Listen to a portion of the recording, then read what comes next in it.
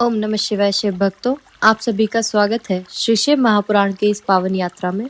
हम पढ़ रहे हैं रुद्र संहिता का तृतीय खंड। आज का अध्याय है सप्तऋषियों तथा अरुंधति का और महर्षि वशिष्ठ का मेना और हिमवान को समझाकर पार्वती का विवाह भगवान शिव के साथ करने के लिए कहना। हिमालय बोले, मैं शिव के पास कोई राजोचित सामग्री नहीं देखता हूँ। उनका ना कोई घर है, ना ऐश्वर्य और ना कोई स्वजन या बंधु बांधव ही है। मैं अत्यंत निर्लिप्त योगी को अपनी बेटी नहीं देना चाहता। आप लोग वेद विधाता ब्रह्मा जी के पुत्र हैं, अतः अपना निश्चित विचार कीजिए। जो पिता काम से, मोह से, भय से अथवा लोभ से किसी अयोग्य वर के हाथ में अपनी कन्या दे देता है, वह मरने के बाद नरक में जाता है। अतः मैं स्वेच्छावश भगवान शूलपाणि को अपनी कन्या नहीं दूंगा। इसलिए महर्षियों, जो उचित विधान हो उसे आप लोग कीजिए। मुनीश्वर नारद हिमालय के इस वचन को सुनकर बातचीत करने में निपुण महर्षि वशिष्ठ ने उनसे यूं कहा, शैलेश्वर, मेरी बात सुनो। यह सर्वथा तुम्हारे लिए हितकारक, धर्म के अनुकूल, सत्य तथा इलोक और परलोक में सुखदायक है। शैलराज, लोक तथा वेद में 3 प्रकार के वचन उपलब्ध होते हैं। शास्त्रज्ञ पुरुष अपनी निर्मल ज्ञान दृष्टि से उन सब प्रकार के वचनों को जानता है।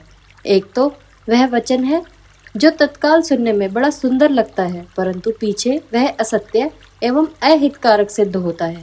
ऐसा वचन बुद्धिमान शत्रु ही कहता है, उससे कभी हित नहीं होता। दूसरा वह है जो आरंभ में अच्छा नहीं लगता, उसे सुनकर अप्रसन्नता ही होती है, परंतु परिणाम में वह सुख देने वाला होता है। इस तरह का वचन कहकर दयालु धर्मशील बंधु ही कर्तव्य का बोध कराता है। तीसरी श्रेणी का वचन वह है जो सुनते ही अमृत के समान मीठा लगता है और सब काल में सुख देने वाला होता है। सत्य ही उसका सार होता है, इसलिए वह हितकारक हुआ करता है।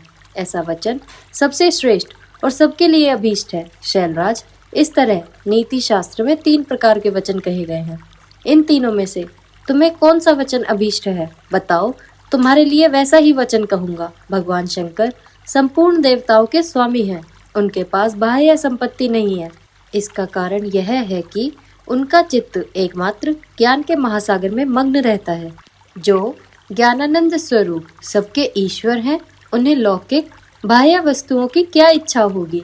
गृहस्थ पुरुष राज्य और संपत्ति से सुशोभित होने वाले वर को अपनी पुत्री देता है, क्योंकि किसी दीन दुखी को कन्या देने से पिता कन्याघाती होता है, उसे कन्या के वध का पाप लगता है। कौन जानता है कि भगवान शंकर दुखी हैं?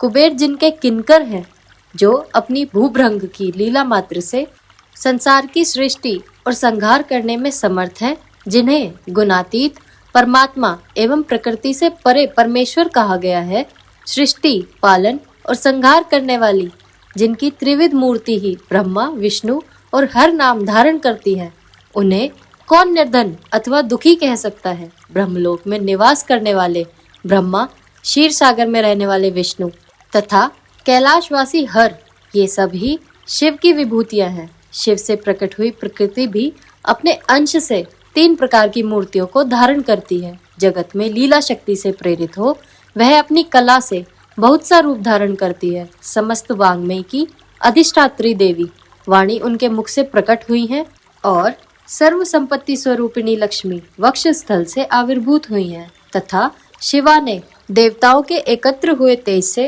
अपने को प्रकट किया था और संपूर्ण दानवों के वध करके देवताओं को स्वर्ग की लक्ष्मी प्रदान की थी। देवी शिवा कल्पांतर में दक्ष पत्नी के उदर से जन्म ले सती नाम से प्रसिद्ध हुई और हर को उन्होंने पति के रूप में प्राप्त किया। दक्ष ने स्वयं ही भगवान शिव को अपनी पुत्री दी थी। सती ने पति की निंदा सुनकर ही योग बल से अपने शरीर को त्याग दिया था। वे ही कल्याणमयी सती अब तुम्हारे वीर्य और मेना के गर्भ से प्रकट हुई हैं। शैलराज, ये शिवा जन्म जन्म में शिव की ही पत्नी होती है।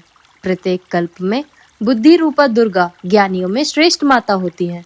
ये सदा सिद्ध, सिद्धिदायिनी और सिद्ध स्वरूपिणी है। भगवान हर चिता भस्म के रूप में सती के अस्थि चूर्ण को ही स्वयं प्रेम पूर्वक अपने अंगों में धारण करते हैं। अतः गिरिराज, तुम स्वेच्छा से ही अपनी मंगलदायिनी पुत्री को भगवान हर के हाथ में दे दो। तुम यदि नहीं दोगे तो वह स्वयं प्रियतम के स्थान में चली जाएंगी। देवेश्वर शिव तुम्हारी पुत्री का अनंत क्लेश देखकर ब्राह्मण के रूप में इसकी तपस्या के स्थान पर आए थे और इसके साथ विवाह की प्रतिज्ञा करके इसे आश्वासन एवं वर देकर अपने आवास स्थान को लौट गए थे। गिरे, पार्वती की प्रार्थना से ही शंभु ने तुम्हारे पास आकर इसके लिए याचना की और तुम दोनों ने शिव भक्ति में मन लगाकर उनकी उस याचना को स्वीकार कर लिया था। गिरीश्वर, बताओ फिर किस कारण से तुम्हारी बुद्धि विपरीत हो गई? भगवान शिव ने देवताओं की प्रार्थना से प्रभावित होकर हम सब ऋषियों और अरुंधति को तुम्हारे पास भेजा है।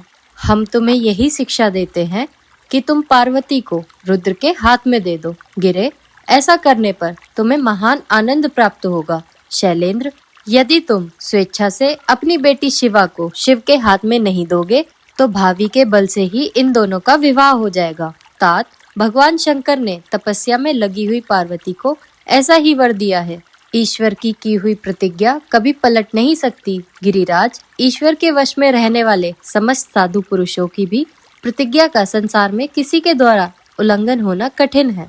फिर साक्षात ईश्वर की प्रतिज्ञा के लिए तो क्या ही कहना है। हमारा यह अध्याय यही समाप्त होता है। कल हम पढ़ेंगे पत्नी सहित हिमवान का शिव के साथ अपनी पुत्री के विवाह का निश्चय करना। वीडियो को लाइक और चैनल को सब्सक्राइब करें, इससे हमें इस ज्ञान को दूसरों तक पहुंचाने में मदद मिलती है। हर हर महादेव।